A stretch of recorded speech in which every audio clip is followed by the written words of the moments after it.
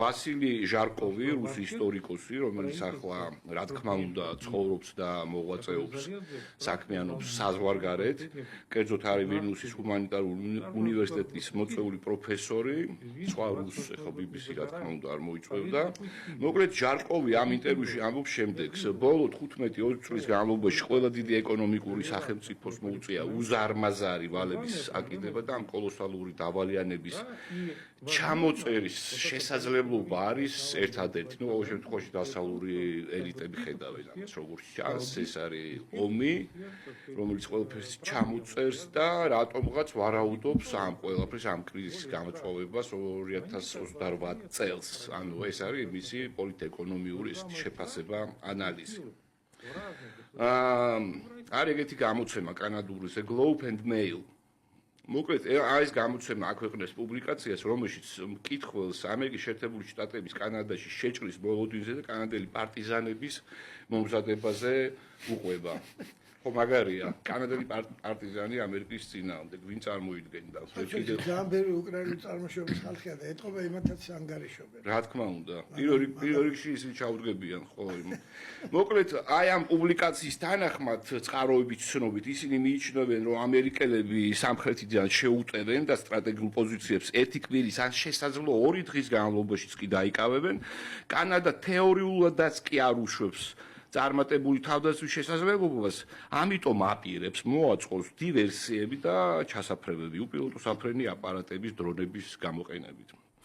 შპიგელი, ეს არანაკლებად გენიალური სათაური და შინაარსის მქონე პუბლიკაცია. მოკლედ შპიგელი აქვეყნებს პუბლიკაციას სათაურით ევროპა უნდა დაუპირისპირდეს ტრამპის იმპერიალიზმს საკუთარი ბირთვული ფარით და უკრაინასთან სამხედრო ალიანსით ბატონებოთო. ესე იგი უკრაინელები მაგარი იმაში არიან.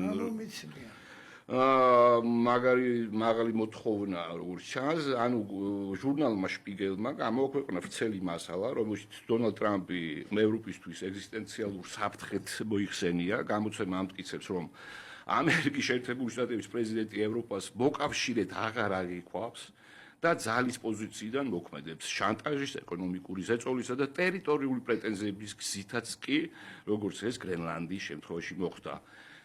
ეს ციტატა მომეწონა. ასე პრეზიდენტი არ საუბრობს, ასე მაფიის ბოსი საუბრობს, აღნიშნავს ჟურნალი.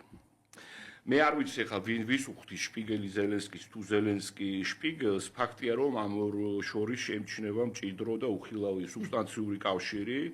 აი მაგალითად მინდა მისი გამოსვლა, ესე იგი ზელენსკის სლაიდი ხო კი ბატონო, დავოსის ფორუმზე გამოვიდა და თქვა შემდეგი.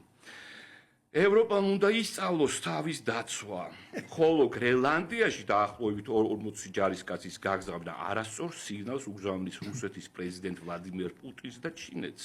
განაცხადა უკრაინის პრეზიდენტმა ვლადიმერ ზელენსკიმ დავოსის ფორუმზე გამოსვლისას. მისი თქმით, გრენლანდიის გარშემო რუსული გემები დაცურავენ. ზელენსკიმაც შეიმჩნია ეს აქტივობა, მაგრამ ევროპელებს მათთან არაფრის გაწყობა არ შეუძლიათ. ჩვენ კი უკრაინას შეგვიძლია. გარდა ამისა, უკრაინელმა ლიდერმა გააკრიტიკა ევროპის პოზიცია უკრაინაში მიმდინარე კონფლიქტთან დაკავშირებით. ციტატა: ჯერ კიდევ გასულ წელს აქ დავოში მე დავასრულე ჩემი სიტყვა ფრაზით: ევროპამ უნდა იცოდეს, როგორ დაიცვას თავი. გავიდა წელი და არაფერი შეცვლილა. ორბანის ტვიტი, ესე იგი ძალიან თავხედურად მოიხსენია ზელენსკიმ ჩვენი ვიქტორი იქ უკრაინაში კი არა დავოსის აი ამ ფორუმზე და ნუ ამანაც არ დააყოვნა და ორბანმა გამოაქვეყნა X პლატფორმაზე საკუთარ გვერდზე ძალიან საინტერესო და სენსაციური პასუხი იმ თვალსაზრისით, რომ ამ პასუხში პირველად გაჟღერდა ინსაიდერული ინფორმაცია. გუშინ დავოში ეს არის ტვიტი, ციტირებას ვახდენ ორბანის. გუშინ დავოში პრეზიდენტი ზელენსკი საბოლოოდ გადავიდა ჭკუიდან. იმაში, რომ უნგრეთის არჩევნების წინ ის კვლავ თავს დაესხა უნგრეთის მთავრობას და პირადად მე, ახალი არაფერია, მაგრამ გასაჭკვირი სხვა რამ არის. თავის გამოსვლაში მან მიწასთან გაასწორა აბსოლუტურად ყველა ევროპელი ლიდერი. მას არ ყოფნის უკრაინის დახმარება, იარაღი და ევროპული გადამწყვეტი მოქმედება.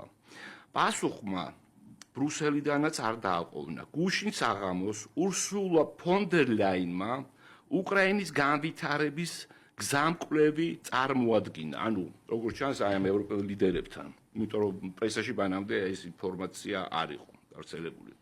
მასში ბრუსელელებმა ყველა უკრაინული მოთხოვნა მიიღეს. რა არის ეს უკრაინული მოთხოვნა, რაც მიიღეს ევროპელებმა? 800 მილიარდი დოლარი უკრაინისთვის, დაჩქარებული გაწევრიანება ევროკავშირში 2027 წლამდე, დამატებითი დოტაციები 2040 წლამდეც კი. აი სადამდე მივედით, სანამ პრეზიდენტი ზელენსკი ცხენზე უკუღმა ზის, ბრუსელელები იხდიან ისე თითქოს ჯარისკაცები, რომლებიც ასრულებენ ბრძანებას. მოკლედ და ხო ბოლოს ამბობს, მაგრამ ჩვენც გვექნება ჩვენი სათქმელი, მალე დაიწყება ეროვნული პეტიცია, რომლის მეშვეობითაც ჩვენ კაფიოდ გავაგებინებთ ბრუსელს. ჩვენ არ გადავიხდით და დღეს დაამატა, რომ უნგრეთი არ მისცემს, ესე იგი, თანხმობას უკრაინის გაწევრიანებაზე ევროკავშირში 100 წლის განმავლობაში. ეს პლანეტარული ოპტიმიზმის გასამტკიცებლად ილონ მასკმა შეიტანა თავისი წვლილი, ასევე ესე იგი, აი ამ ტექნოლოგიური პანელი იყო როგორც ჩანს და მას კი ხელოვნურ ინტელექტზე და რობოტებზე რამდენიმე ძალიან საინტერესო რამ თქვა. ეს არ ვიცი, რამდენად ფუტუროლოგიური ვარაუდია, უფრო სამრეწველო გეგმებია, იმიტომ რომ ეს სულ რაღაცა 2 წელიწადში ხდება. ვფიქრობ, მას კი ამბობს, ვფიქრობ, მომავალი წლის ბოლოსთვის ჩვენ ფართო საზოგადოებას მივყიდით ადამიანის მსგავს რობოტს. ვარაუდობ, რომ მომავალში რობოტები რაოდენობრივად ადამიანებს გადააჭარბებენ, ძალიან ოპტიმისტურად ჟღერს. 2030 წლისთვის ხელოვნური ინტელექტი მთელ კაცობრიობაზე ჭკვიანი იქნება. ეს ძალიან ოპტიმისტური ვარაუდია და ბოლოს გაგვახარა, თანაც გაგვაფრთხილა. ხელოვნურ ინტელექტსა და რობოტექნიკის უკიდურესი სიფრთხილით უნდა მოვეპყროთ ჩვენ არქსურს ჯეიმს კამერონის ფილმის ტერმინატორის სცენარის განმეორება. გააფრთხილა თვითონ აწარმოებს და ჩვენ გვაფრთხილებს.